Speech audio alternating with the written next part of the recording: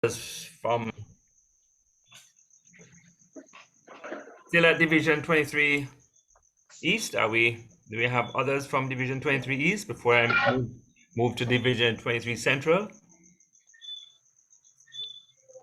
Okay. Okay, let's have Division 23 Central. Division 23 Central. Good evening, DP Desmond. This is President Cheryl from the Kiwanis Club of 23 Central Surrey Online.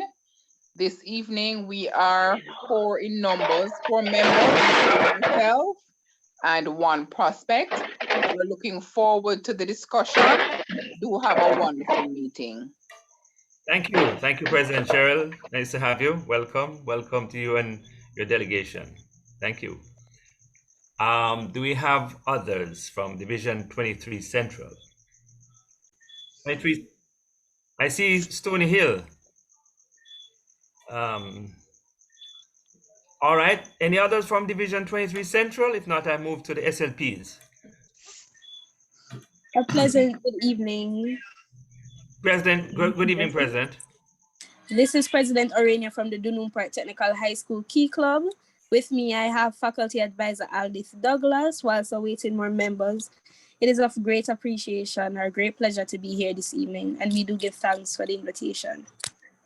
Thank you. Thank you for coming, President Orania, and DP Aldith, and of course, the rest of your delegation. Thank you for joining us. Do we have other SLPs?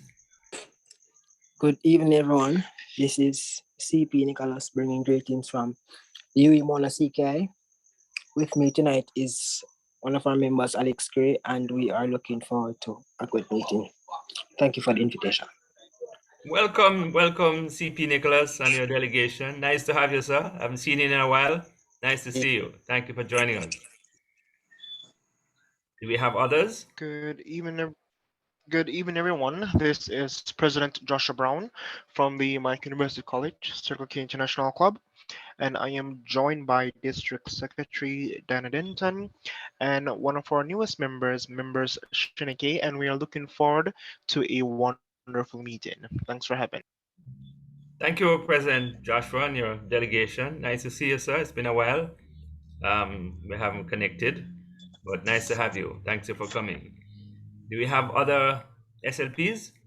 Good evening, everyone. I am President Kijani Williams from the Kingston College Key Club. My delegation currently consists of 8 members, and I expect more members to join. We thank you for the invitation, and we look forward to an interesting discussion. Thank you, President Kijani. Nice to have you, sir. Welcome to you and your delegation. Thank you. Do we have other? Good evening, everyone. President Deborah Heron from the St. Hughes High School Key Club. Here with me, I have Secretary Roseanne Francis and a Key Clubber, Cameron, with us. Thank you very much for the invitation and Happy New Year's to everyone. Happy New Year to you, President. Thank you for coming. Welcome to you and your delegation. Always nice to have you. Do we have other SLPs? No? Do we have guests of Kiwanians? And guests of SLPs? All right. Well, if no others, let me welcome everyone generally. Welcome to you all. And of course, we sit back and enjoy the meeting, the rest of the meeting. Thanks very much. Over to you, President Paul. Yes, thank you very much, DP Desmond, for stepping in at short notice. Appreciate it. My pleasure. Yes. Moving on with the agenda, I've not received any apologies for absence. Secretary DLG Willie, did you receive any at this time? Yes, I received an apology for absence from Treasurer Aubrey Lewis. Okay, thank you very much, Secretary DLG Willie. And we move on to a recognition of birthdays and anniversaries, and we'll ask BP Newton to do so. BP Newton. Thank you, President Paul. Good night, everybody. Happy New Year. For this week, we do not have any scheduled birthdays or anniversary, but one thing we know that today is really a special day because we have the man himself, Craig Butler. And even though I see he's sporting a beard this evening, we know that he's gonna be as frank as he usually is, and it's gonna be a great evening. So apart from the fact that we have the man himself here, I would like to invite anyone else who's celebrating any birthday, any anniversary, any special occasion, through President Paul, to just open your mic and let us know we can celebrate with you. Anyone? Okay, Yes, I good know we're really, evening. President Debra here again.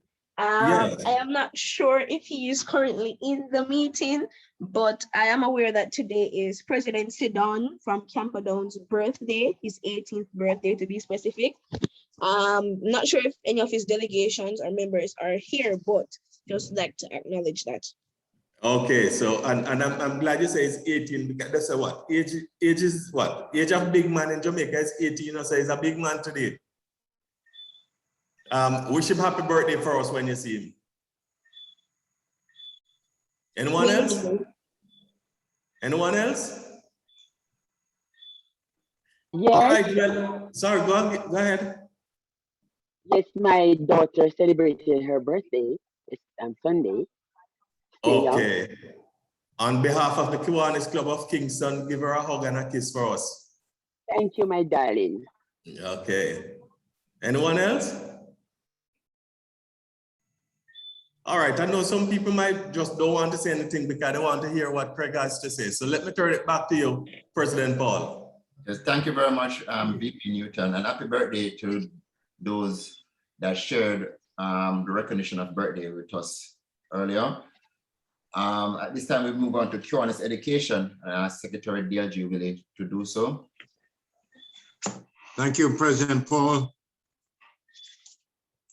Tonight, as a continuation, over the last few weeks, we've been looking at the service leadership program.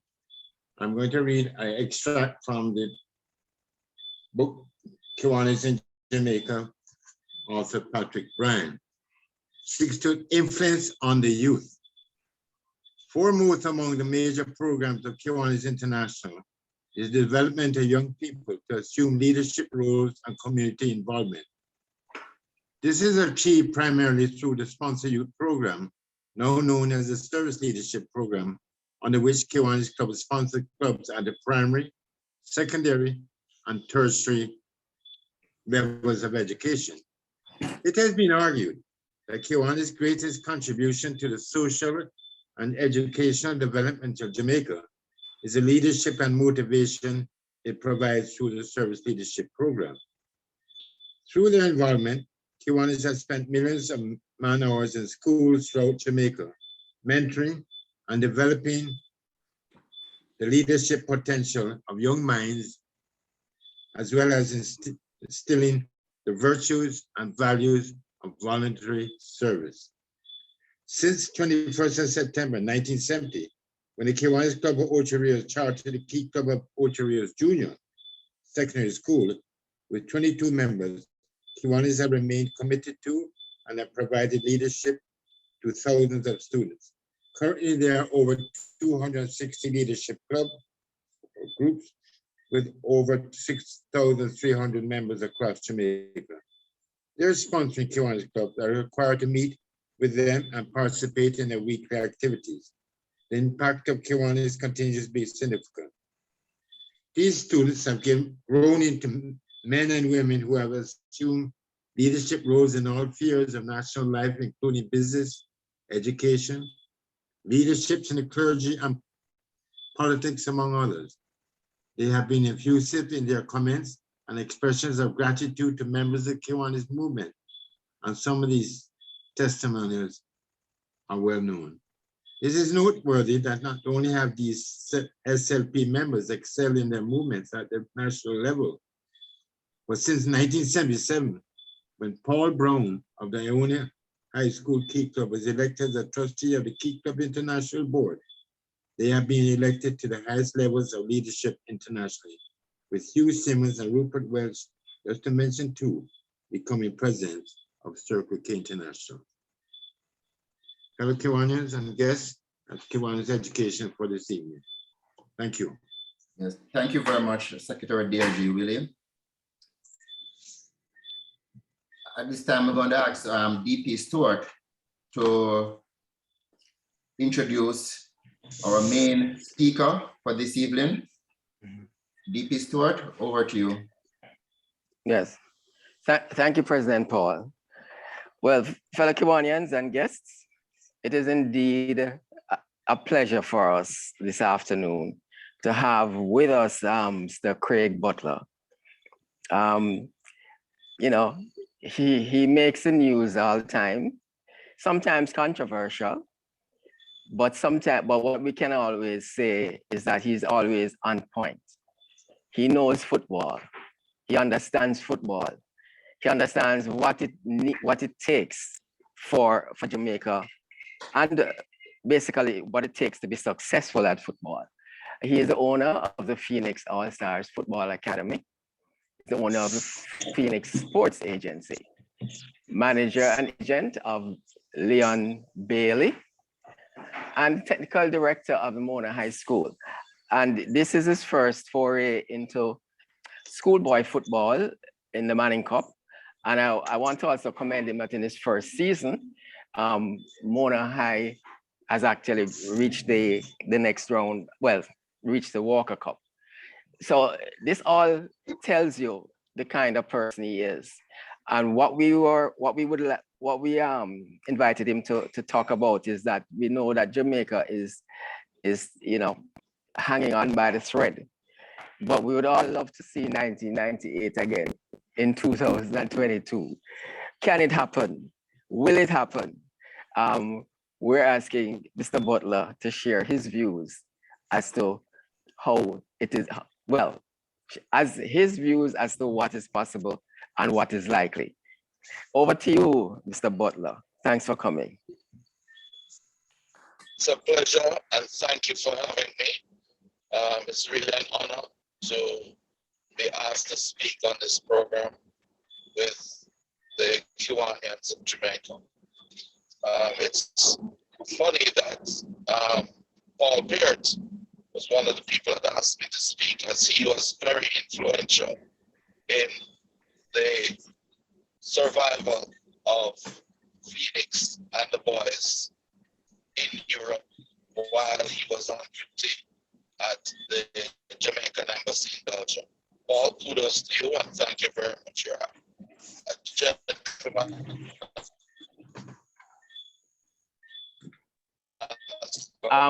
Craig, your mic isn't coming. Sorry, Craig, your mic isn't coming in very clear. If that's the best you can do, we'll go with it. But I just want to let you know, I don't know if there's anything that you can do at your end. But it's a little. One second, hold on. Let me try and do something. Okay. All right. All right, can you hear me better now? It's not a lot different, but Seems to be the same. Was that you a while ago? Yeah, I'm saying it hasn't improved. Yes, right. It didn't improve. Just 1 second. Can you hear me now? We can hear you, but it has a kind of a static kind of a sound. Can you hear me now? Okay, we're hearing you. All right. You may as well proceed then, Craig. We will work with it. Hello? You can hear me, yes? We can hear you. This is better. Yes, this is better.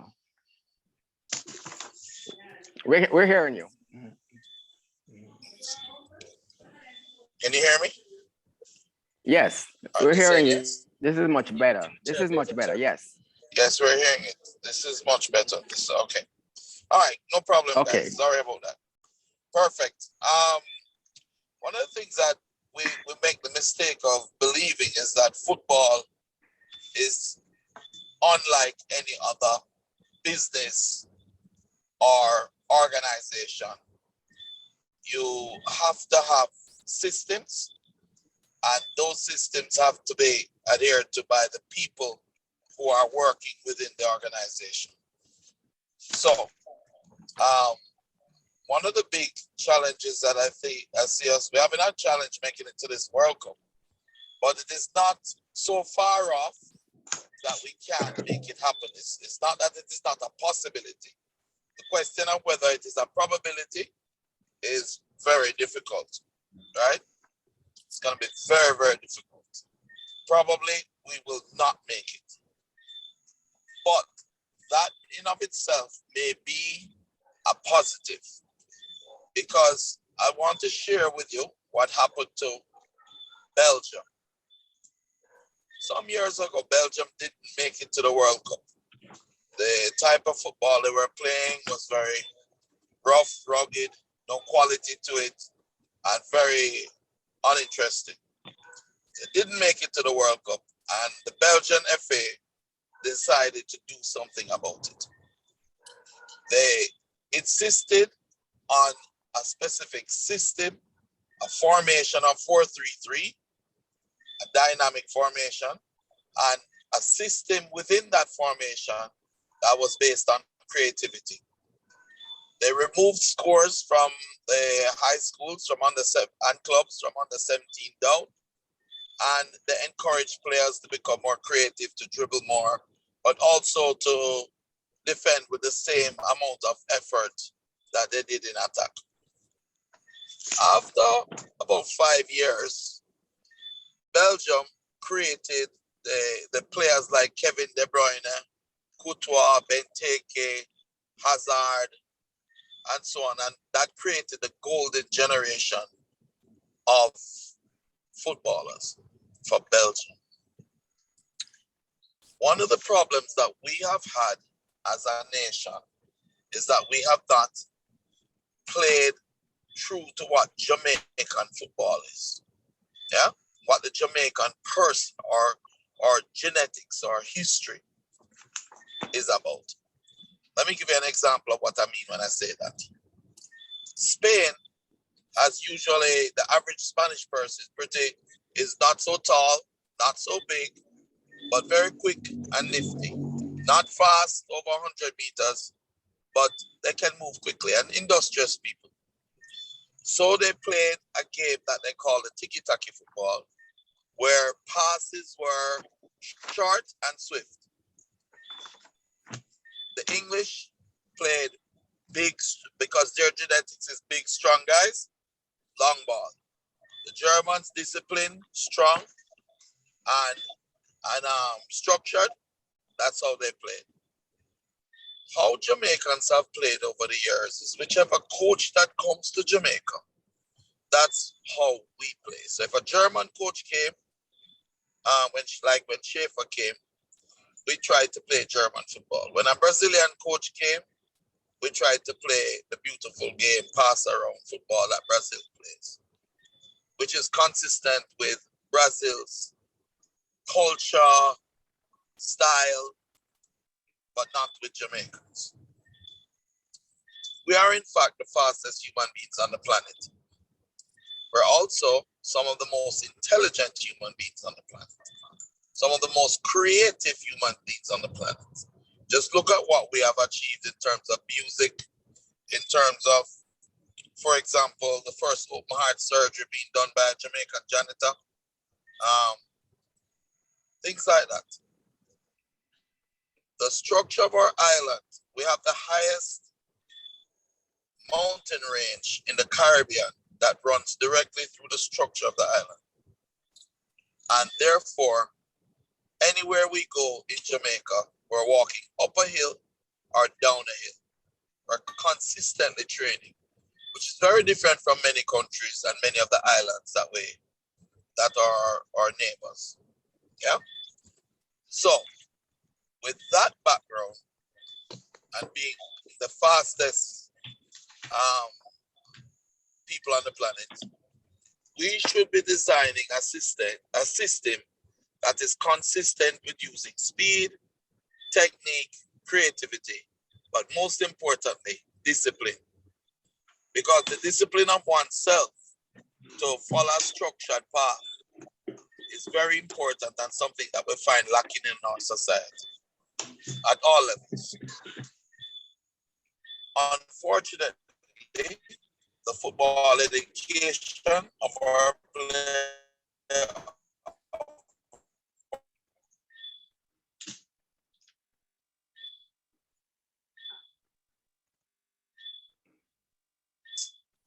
it's never been to Europe, and so it's very difficult for us to develop players to go and challenge and play in the Mecca of football, Europe, and to make it, right? So what we have to do to qualify for this World Cup, we have to do a quick fix. Paul Hall is on the right track. Play around our more creative players, get the ball to them swiftly, and get those players to do their best at playing the attacking roles. The Leon Bailey's, the Shamar Nicholson, the Tyreek McGee's, and we have, of course, Mikel Antonio up front. Playing the long ball will not work. We have to play quickly to the midfielders, and the midfielders transition quickly to the wingers who can be in isolated 1-versus-1 versus our opponents. 1 versus 1, remember, we're still the fastest human beings on the planet. So if you have a Leon Bailey taking on a player 1v1 from another country, usually he will win that duel and then get the crosses into Mikel Antonio, who is a beast, big and strong, and he can get those finishing in. That is the quick fix. But what we need to do is to prepare long-term instead of short-term. What Jamaica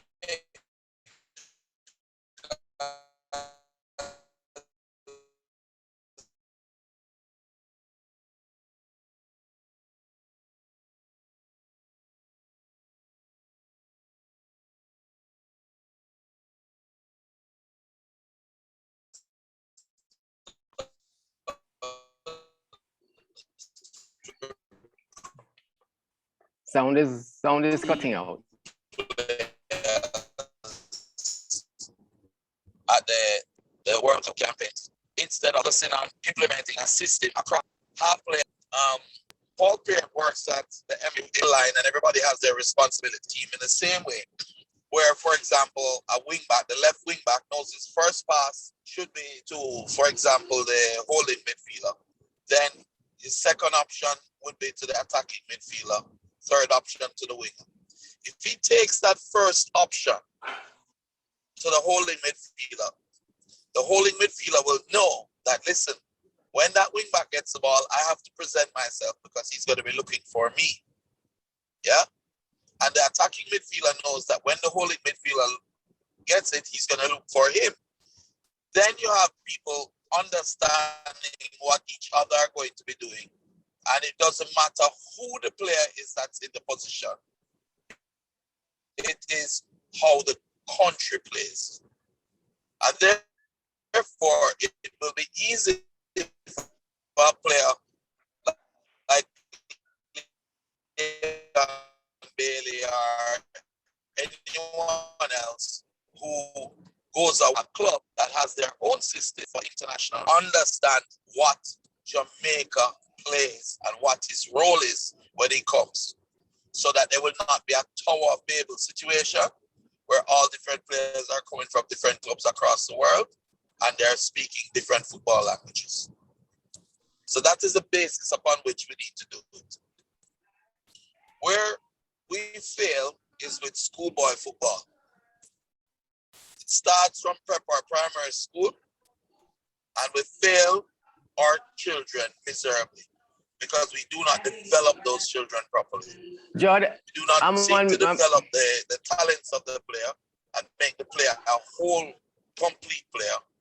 What we seek to do at the prep school, primary school level is to win prep school or primary school and put that ahead of the development of the child.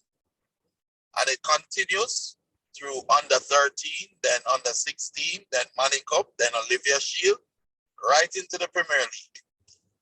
Here's an example of what I mean. Say Tommy was a right-footed player and he played prep school for one of the prep school teams. Tommy gets the ball on his left foot where he should have shoot the ball. He cuts the ball off of his weaker left foot and puts it on his stronger foot and shoots. When he does so and he scores, the entire school, the coaches, the family, the friends, everybody will cheer and give Tommy positive reinforcement for what really is a negative learning action. Because the weaker foot of Tommy, the left foot, will never be developed. He will go to high school and he will do the same thing and the coaches will cheer because they will win. Whether it is the JC, the KC, the Mona, whoever it is, they win because Tommy takes the ball off his left foot and shoots with his stronger right foot. They will win. When Tommy reaches to a maturity level where he can only use his left foot, like Tyree McGee and several others, Alex Marshall and several others in that age group, was in that situation. Then he goes to professional football. The professional football coach watches the tape, realizes he can only use one foot and just blocks that side and forces him to go on his weak foot. At that point, his football career is over.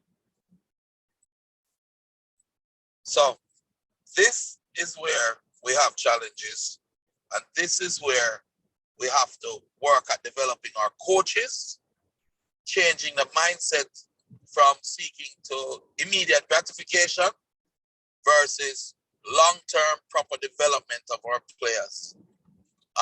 For me, I think this national team of Jamaica is the best we've ever had in terms of individual quality. Unfortunately, the coach who was coaching the team was not at the level of football education of the players that he was coaching. So he ended up with a situation where Tapa could not necessarily speak to a Leon Bailey or a Mikel Antonio about what he wanted them to do because he himself had not reached that level, whether it be from a coach's education standpoint or even as a player. Because part of the problem we have is that we tend to idolize people too early for having some semblance of success. It gave us great joy when we qualified for the 98 World Cup and when we played against Japan. But Japan also had been in its first World Cup at that time when we beat Japan. Japan has been qualifying for a World Cup almost every World Cup cycle since that because they continued to develop while we started to recruit the easy way out. So for me, to all of you guys here, the best I can tell you is that we need to implement a proper system of development, which I've tried to do with our academy players, and we've been very successful. They have gone to England and they have beaten Aston Villa, Sheffield United, Crystal Palace, the champions of England at the U19 level. We've been to Germany, beaten Leverkusen, been to Genk, Belgium, beaten the champions of Genk at the youth level. So we at the youth level, we are way ahead of the rest of the world. The problem is we do not develop our players. The other problem that we have is the high school systems.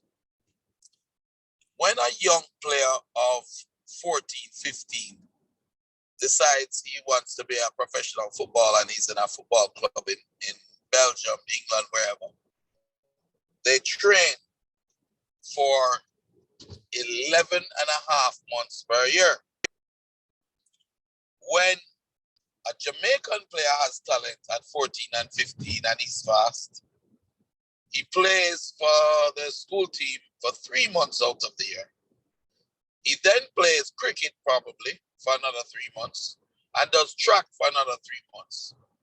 While his counterpart who's vying for that all-important professional football slot and career is training 3 times in Europe per year more than he is. Yeah, so that helps to damage our developmental cycle, and we lose the where we have an advantage in genetics. We lose it because of lack of training and preparation and development. So I would love to see Jamaica play more systems. I would love to see Paul Hall, the coach, who has played at some level in England, to incorporate a system that everyone will understand. And that system has to not come from the top down. It has to come from the bottom up. So it has to come from the developing of the youths from now, so that when they get older and they depart for professional football opportunities and they're asked to return to the national team, they will understand what we do. And anyone who's a Christian will understand what the Tower of Babel is and how the Tower of Babel would have affected. It's similar to how we as a nation play football. Everybody speaking a different language. So thank you guys for the opportunity. If there are any questions, I'd be more than happy to share.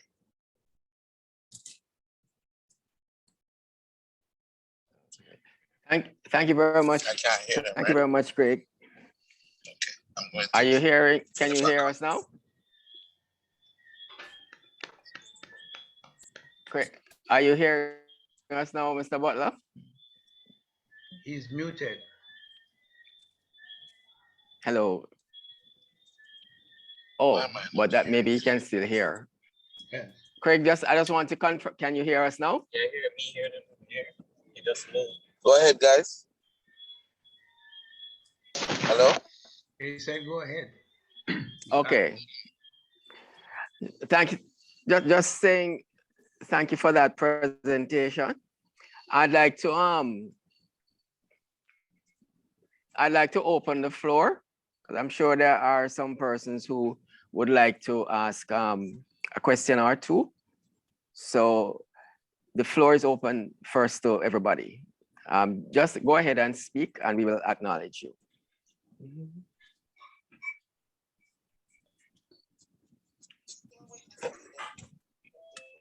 Who would like to go first? Mr. Butler, can you hear me?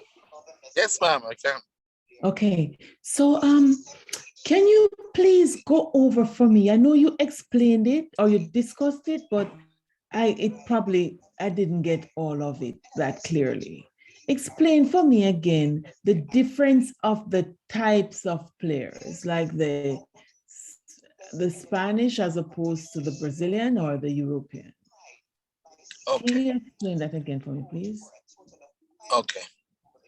Okay. And how it plays into what we do as Jamaicans. All right. Let me give you an example, right? Genetics.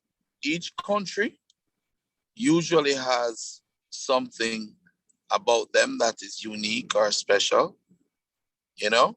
So say, for example, when you look at the average Spanish person, they're not very tall, yeah? But they're pretty quick, yeah?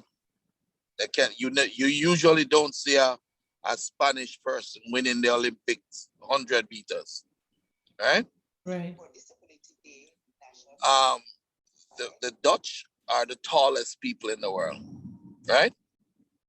So when the Dutch play, they would incorporate into their system a lot of crosses in the air because they're so tall, right?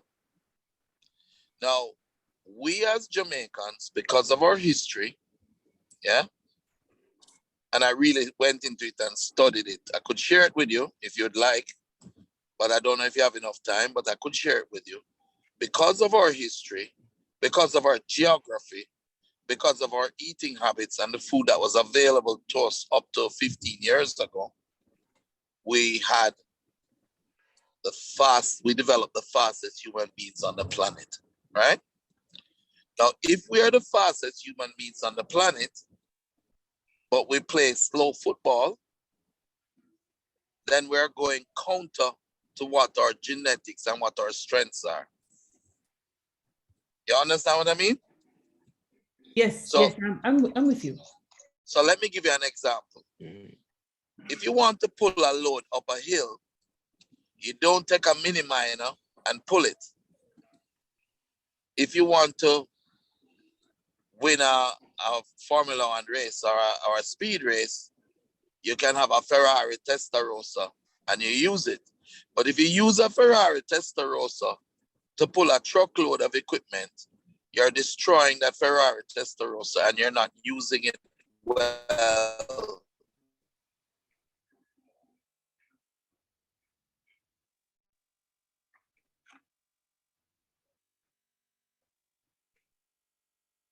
Based off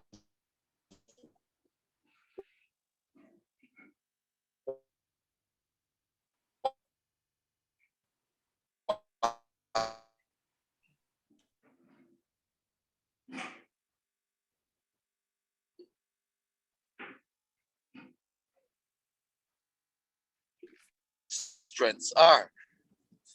So if you have a Jamaica, but you're playing football,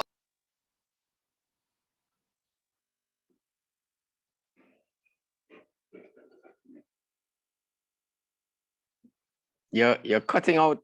You're cutting out, Craig.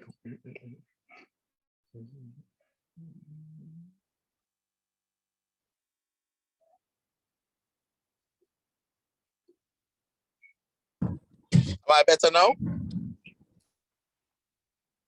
I'm hearing you now. Yes, we're hearing you now. We'll have to repeat a part. Can. If you could just repeat what the last part you think you were saying, and then we can go on to another question. What was the last thing you heard? What was the last thing you heard? The difference of the vehicle to pull a load. Okay. So say for instance, you are a nation of Ferrari, right? Mm-hmm. Fast cars. But you're using those Ferraris to pull a load. You're not working within what is the strengths of those Ferraris. Yeah, you should be using Ferraris to run races. Yeah, because they're fast. We are fast people. So our football should be built around getting the first 3 steps ahead of our counterparts in the world of football. Yeah, and that is from pretty much what you call a transition game. It's quick. It's not long ball where you kick it long and somebody chase it, because that's too easy to break up for defenders. It is getting the ball quickly from defense to midfield and from midfield to wingers and forwards in isolated 1-versus-1 scenarios. So say, if you look at, say, not because he's my son, but if you look at Leon Bailey and you put him against almost anyone in the world in a 1v1 situation, you will out-dribble them and outrun them. If you do that with almost all our players, we will do the same. But if we just pass the ball around and play it back, giving people a chance to run back and organize themselves, then we're playing counter to what our strengths are. Does that answer your question? It does. Thank you. Thank you. You're welcome. Oh, okay, there's Samuel Mason. Okay, he has his hand up in the chat. We could go to Samuel Mason. Okay, everyone's able to hear me, right? And then afterwards, it's Ramsey. Can anyone hear me? Yes, we're hearing you. Okay, all right, so my question for you, Mr. Butler, is that Yes, go based on ahead. what you said, right? What I'm getting is that, simply just put it, I don't think the coaches understand or they utilize what Jamaica has to offer, and especially when it comes to the players.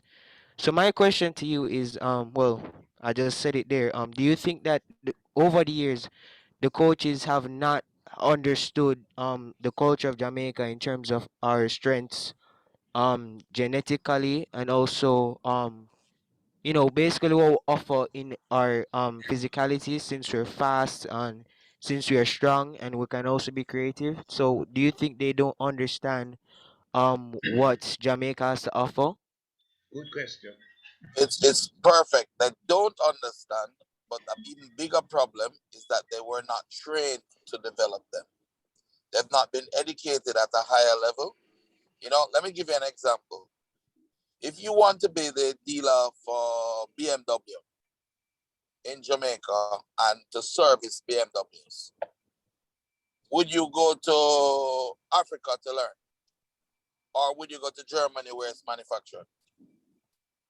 Germany. Exactly. So if you want to develop professional players for the mecca of football, which is Europe, where should you be sending your coaches to be educated as to how to do that? To Europe.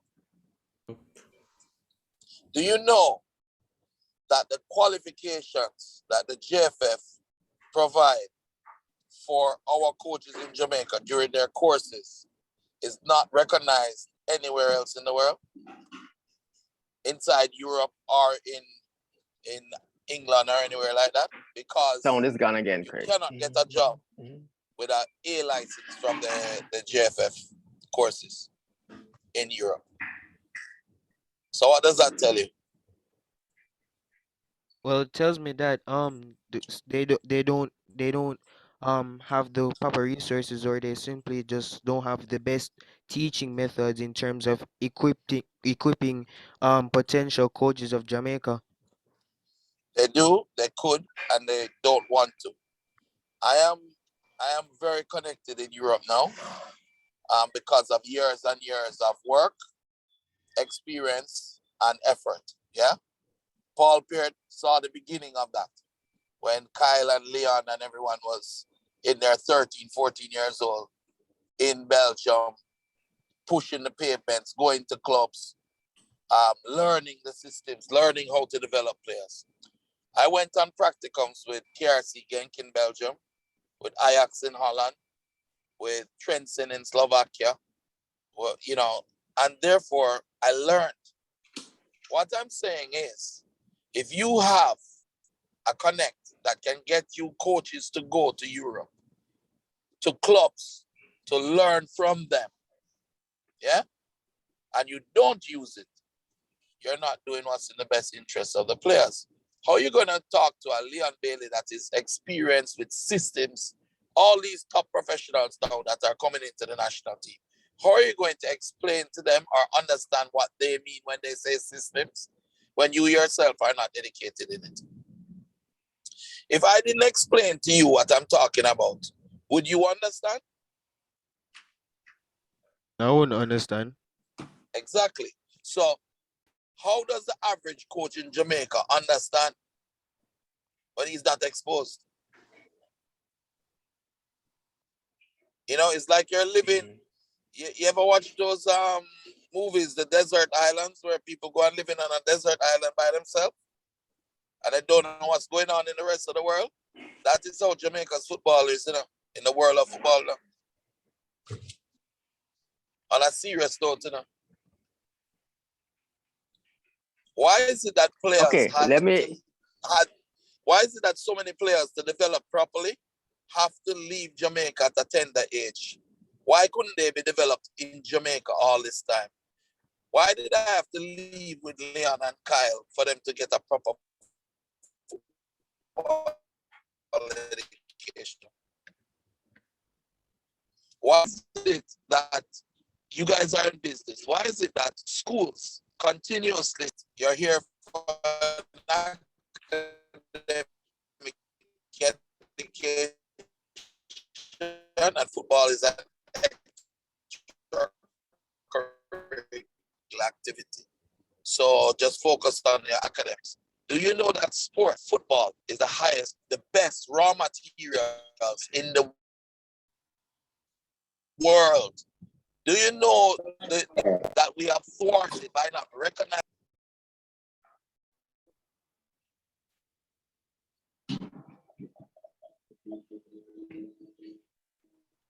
This is very important, and we have to focus on how to educate the coaches and also educate the heads of the GFF and the administrative bodies and their friends so that they too will understand the benefits it could reap to this country.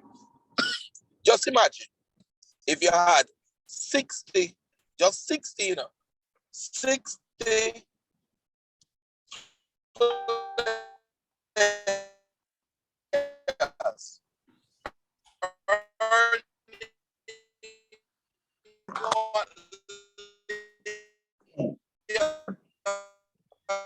Bailey earns and some of the communities from which they came. Giving back a boy who has no money at all. The effect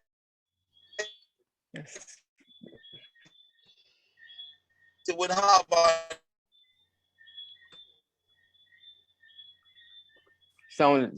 Sound is gone again. hey, Liam, or Shamar Nichols, why Okay, Craig, sound is gone again? you're not coming through. DP Stewart, we're hearing clearly, and something seemed to be wrong with your microphone. No.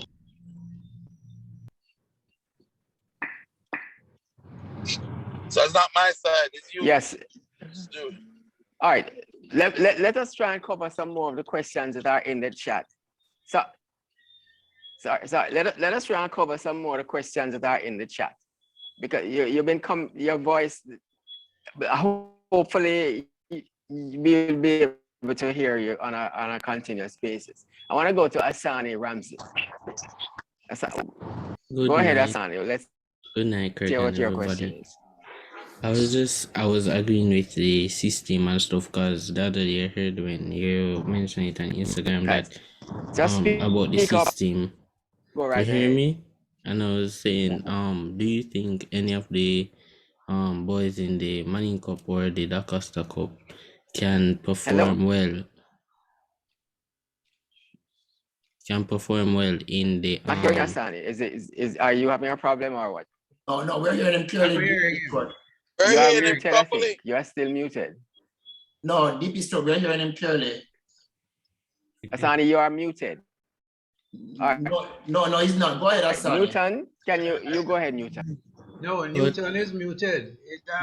Asani is fine. Okay, Asani has just unmuted. He has just unmuted.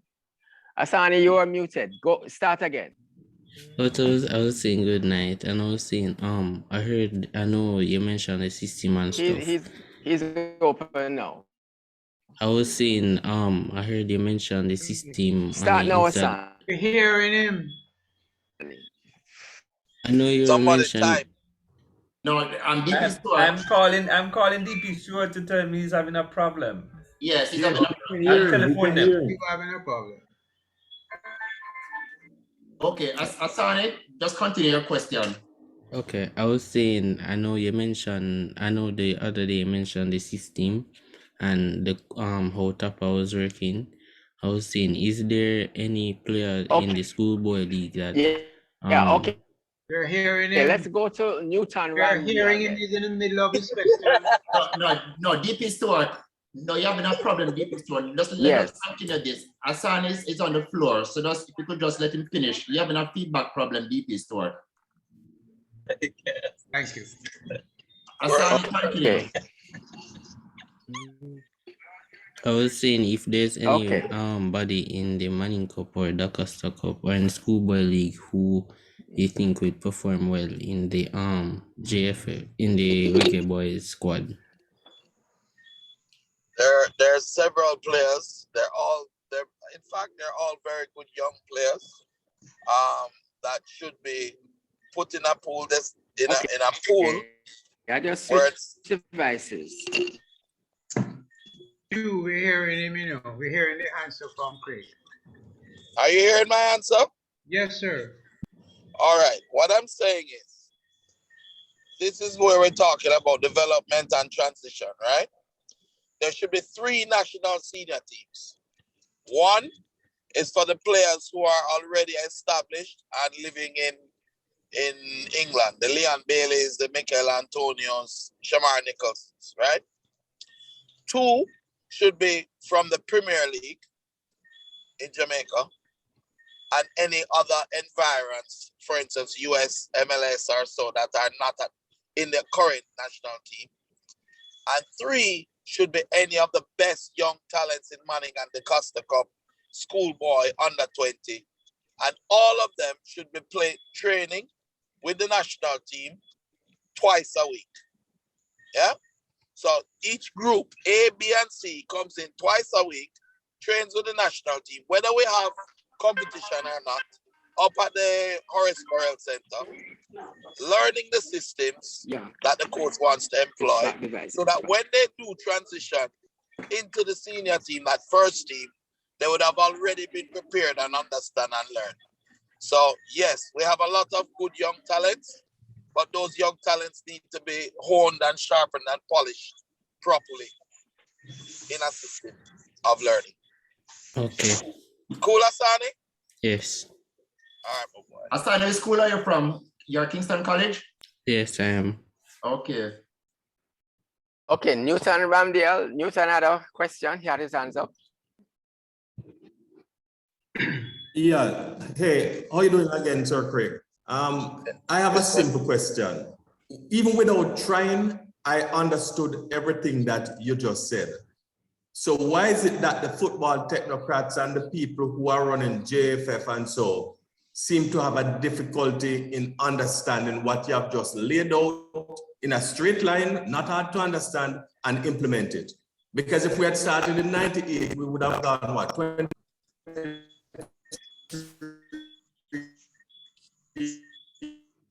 years now? So what do you think is the problem? Ask the question again. You broke up a little bit. Ask it again. I want to make sure I understand exactly what you're asking. Because I'm going to give you exactly the answer that I want to say. Go ahead. I'm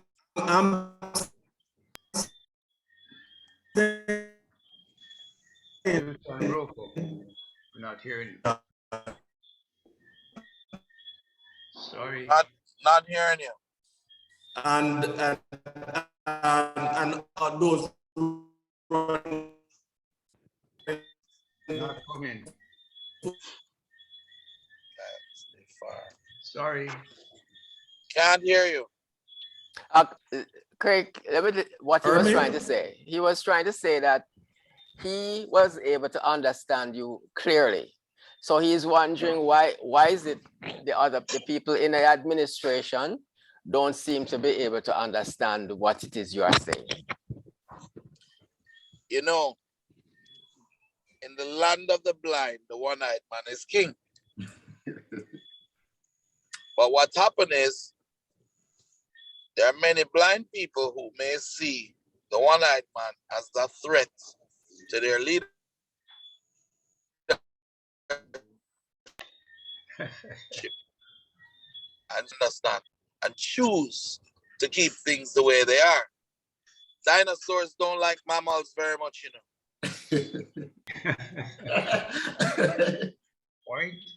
Point, yes.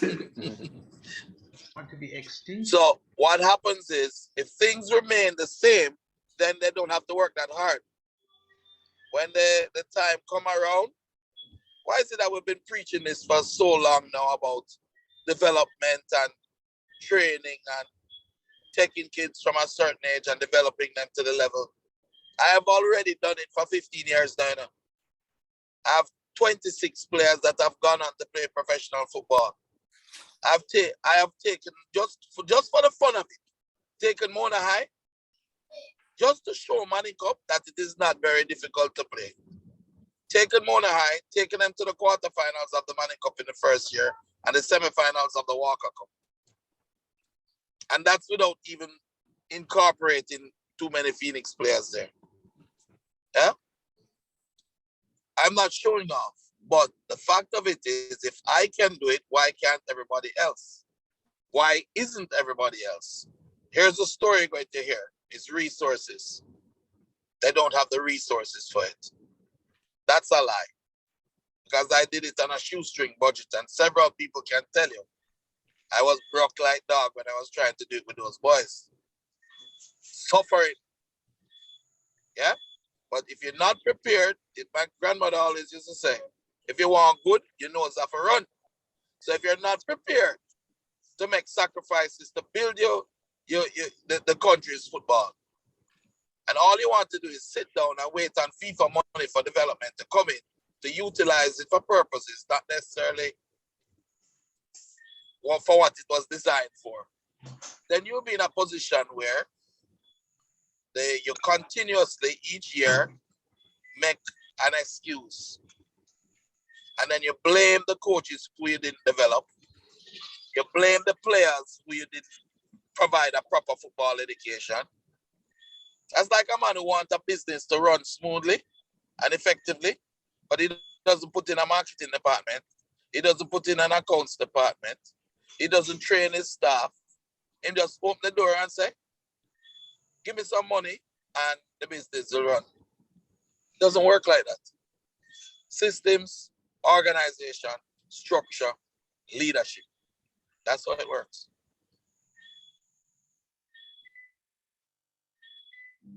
Okay? Yes. Okay. Tristan McDermott has had his hand up in the chat. Let's hear what he wants to ask. Go ahead, Tristan. Good night. Are you hearing me? Yes. Yeah, go ahead. Would like to know, what do you think the schools should do?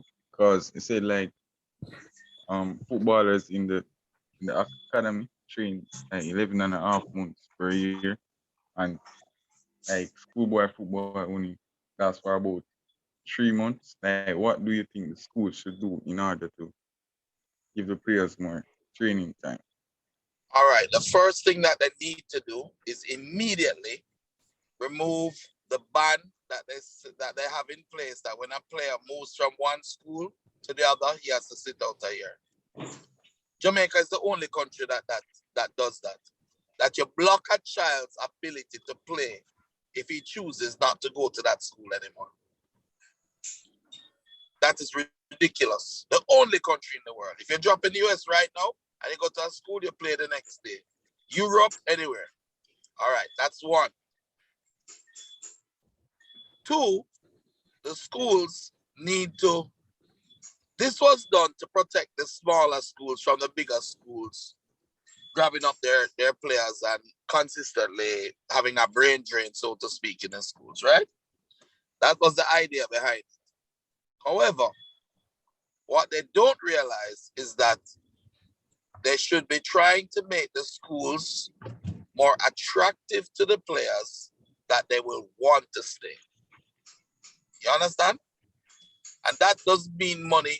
That doesn't mean anything other than giving them a future, giving them proper training, valuing them, helping them with their academics, making sure that your program, your school is better, putting in some pride. And I can tell you something, that guy Kevin Smith up at Mona High School, forget about Craig Butler.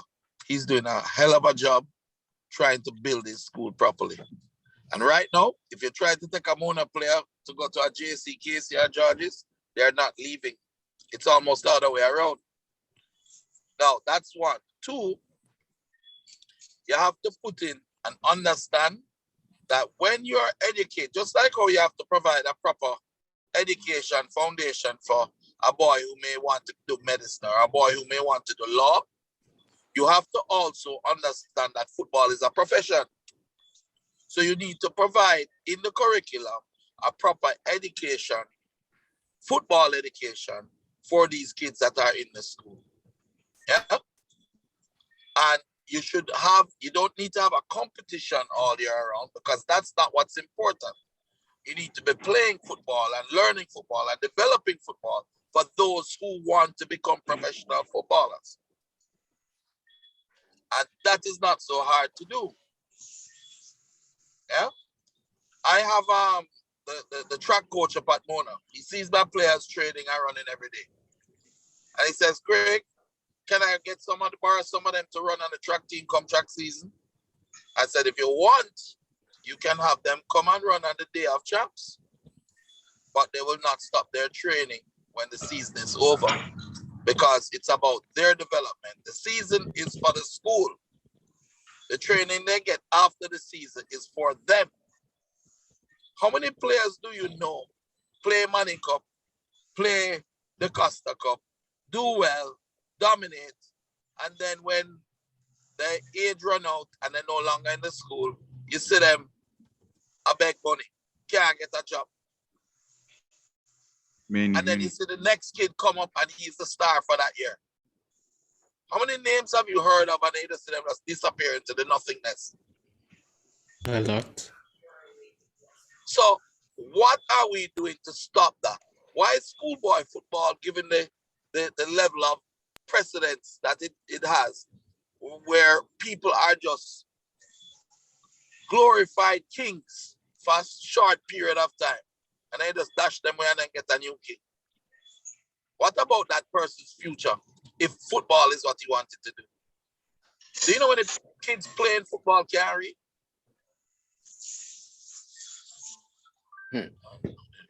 Okay, Craig, I have a question.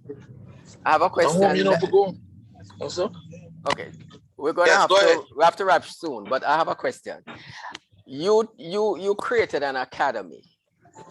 You obviously had full control over what took place within the academy. You had your vision, and you went ahead and you did what you have done so far. Now, I'm trying to understand, how do you, I mean, we've been talking about it since tonight, but it seems as if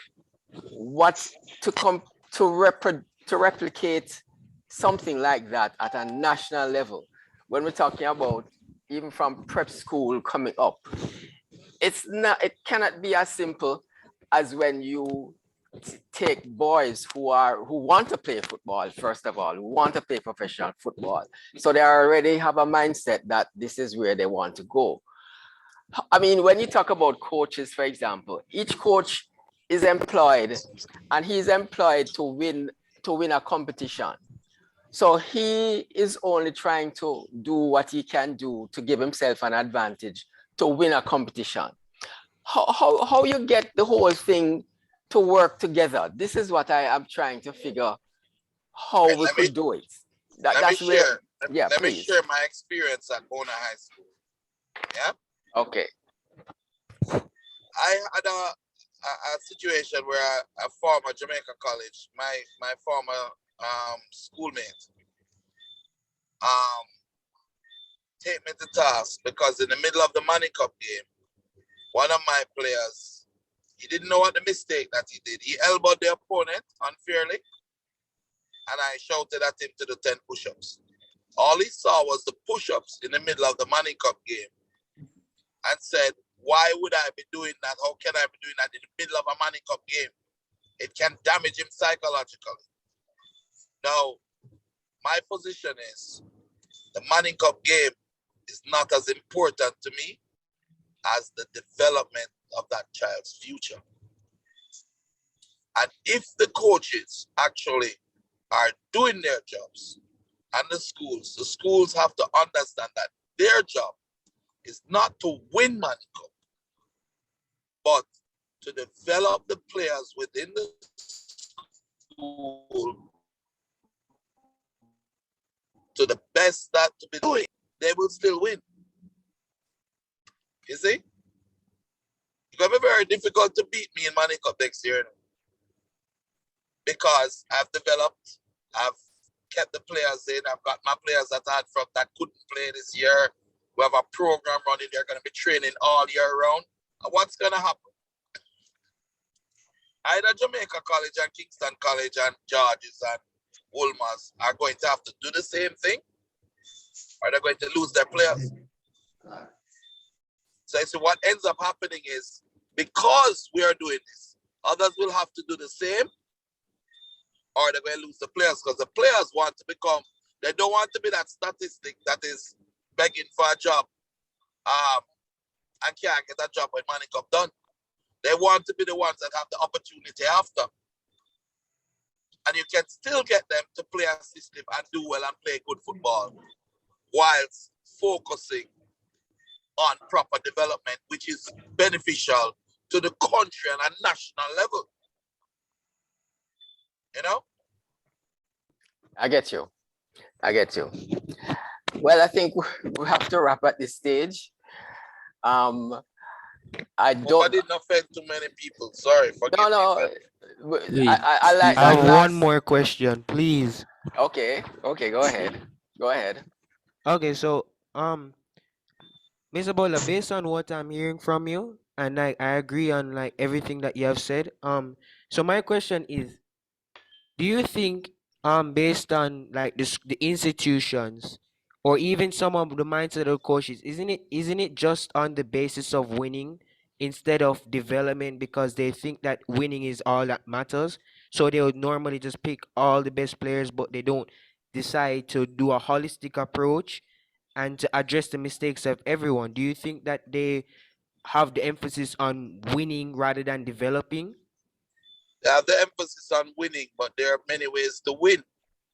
You can win because your players are the best developed players and understand the game better than everybody else and have a system. Or you can win because you recruit players and they just play, kick the ball long and a man chase it down and kick it in the goal. The wait, one who made that, in the short term, the one who just kick the ball long and score goals, he may be the one that we know. I'm going to share a story with you quickly and then we can go. In 2007, right, I had 9-year-olds enter the Qatar for under 13. They went all the way to the final against Real Mona. Real Mona's average age was 13 years old.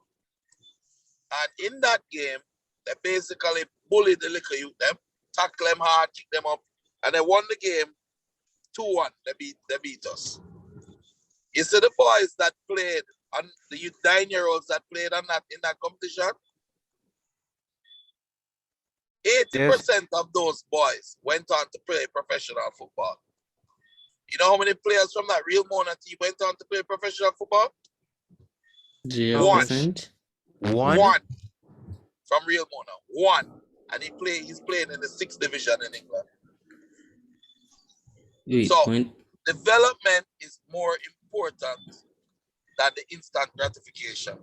So whereas I chose to take younger players and develop them and teach them and let them play against bigger boys, and yes, they would have lost then, they win later in life. Leon Bailey was on that team, Travis Playgrove, Kyle Butler, the whole of them. wait, quick question before we go. This is for you, Craig. How can I play football and stuff, but how can you join Phoenix? Always look at Phoenix and follow them. Come up, Mona, any day, 3 o'clock to 6. We're up there, we're training. Come in, you can do a little trial. You can talk to the administrators there and see what go on, and you can go and learn. You know? Okay. No problem. Okay, All thank right. you. Thank you. Thank you very much, Craig. And to do the official thank you, I'd like to ask Sadiki Blake, who has been designated to do your thank you. Thank you. Good day all. Good day, my fellow Kiwanians. On behalf of the Kiwanis Club of Kingston, we would like to present Mr. Craig Butler with this certificate of appreciation and extend our warmest thanks to you for taking the time and effort in using this platform to broadcast such information. It was most informative and insightful as we look forward to the future for our football team to once again grace the world stage. Thank you, sir. Have a good night. Thank you very much. It's really an honor and a privilege to share, and I'm always willing and happy to do so because I'm a Jamaican first and foremost. I love my country and I'd like to see us at the highest level. Thank you for sharing and giving me this opportunity. And I wish you guys all the best and continued success in all your personal lives. Thank you. And we'll try and arrange to get this the certificate to you, the framed version, in short order. Thank you very much, Craig. Thank you once again. Thank you very much. No problem. Yes, thank you very much, DP Stewart. Thank you, Kiwan and Sadiki. Mr. Butler, thank you very much again for taking the time out to share your vision with us towards our dreams to Qatar 2022. And we'll speak further on going forward.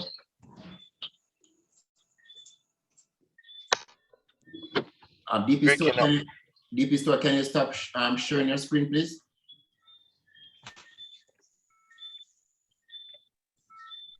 You're breaking up, guys. Can't hear. Ask him not to leave. Yes. Back to you, President. I stopped sharing. Okay, yes, thank you very much. At this time, we move to our sergeant at arms, and we ask DP Earl to perform his task. DP Earl? Yeah. Am I? Yes. Yes, You're hearing me? Yes, we're hearing it clear. Yes, thank you. Boy, I must comment first of all that the Butler did it, and we know what we missed some weeks ago when he didn't turn up. Some of us wondered why, and we said the Butler did it with a different slant, but this night it is with the correct slant. I'm just letting you know, Mr. Butler. But this is our weekly meeting, and we enjoyed your presentation. I thought I should find the host or whoever started off, because that national anthem gave us such trouble. And I know that we're not supposed to blame our tools. And by this time, I would have hoped that they had mastered some of it. Anyway, not to worry. When Mr. Butler spoke of the being broke, it reminded me of this story. Can you hear me? Yes. Good. He reminded me of the story where the man went to the doctor and said, "Doc, you gotta check my legs. Something's wrong. Just put your ear to my thigh and you'll hear it." The doctor cautiously placed his ear to the man's thigh, only to hear, "Give me 20 bucks. I really need 20 bucks. I've never seen or heard anything like this before. How long has this been going on?" the doctor asked. "That's nothing, Doc. Put your ear to my knee." The doctor put his ear to the man's knee, and heard it say, "Man, I really need 10 bucks. Just lend me 10 bucks. "Sir, I don't know what to tell you. I've never seen anything like this before." "Wait, Doc, that's not it. Put your ear up to my ankle," the man urged him. The doctor did as the man said, and blown away when he heard the uncle say, "Please, I just need 5 bucks. Lend me 5 bucks, please, if you can." The doctor said, "I have no idea what to tell you. There's nothing about it in my books," as he frantically searched his reference books. "I can make a well-educated guess, though. Based on life and all my previous experience, I can tell you that your leg appears to be broken in 3 places." Well, I only have one more for you.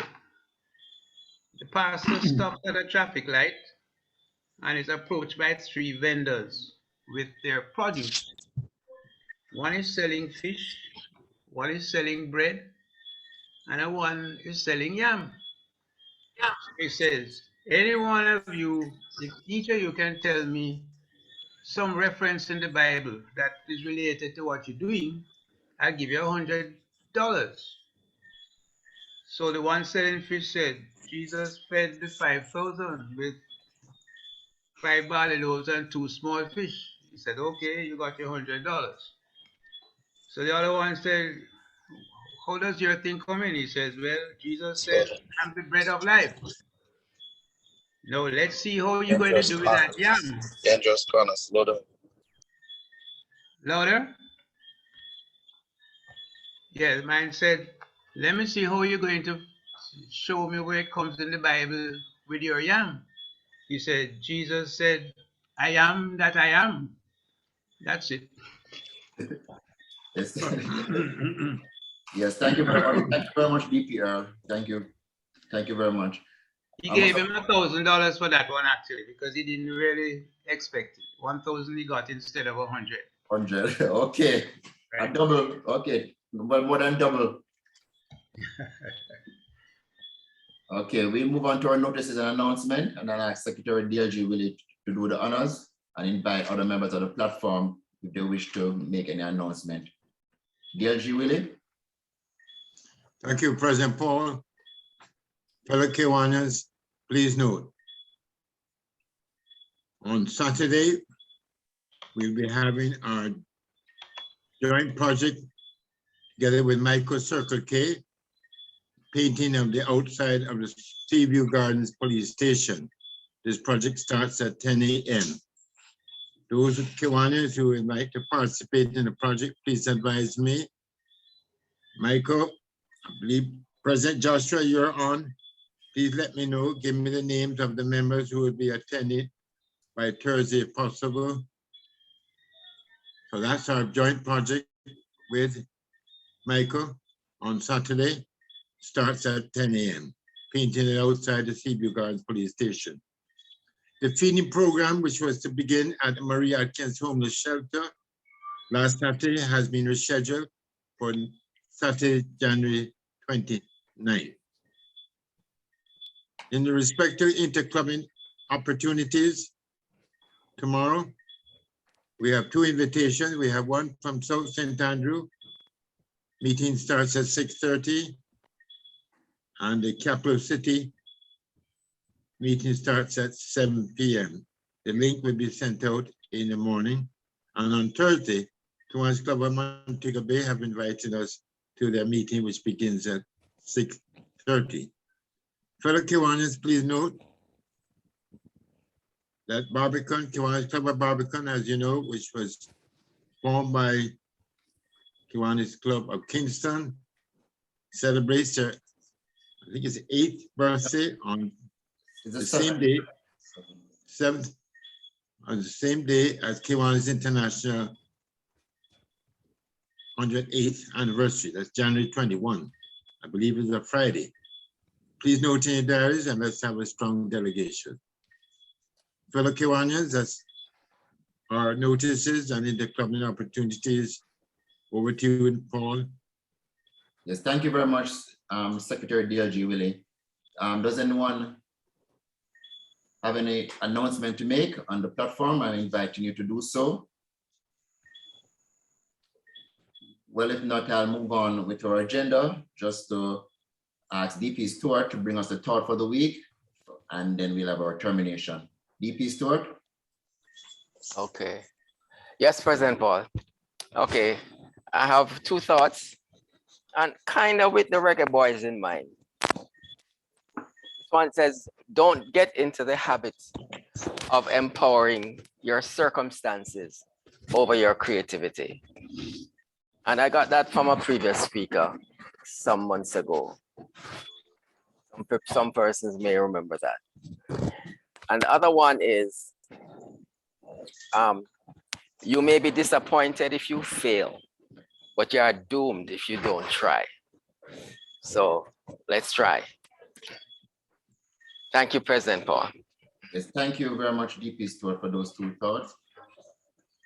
At this time, I'm going to ask Kiwanis and guests on this platform to raise a toast to Kiwanis International and to Jamaica Land We Love. This meeting of the Kiwanis Club of Kingston is now terminated at 8:36 p.m. Kiwanis Club of Kingston, Jamaica Land We Love. Okay. Let me we can stop the recording for me, President Paul.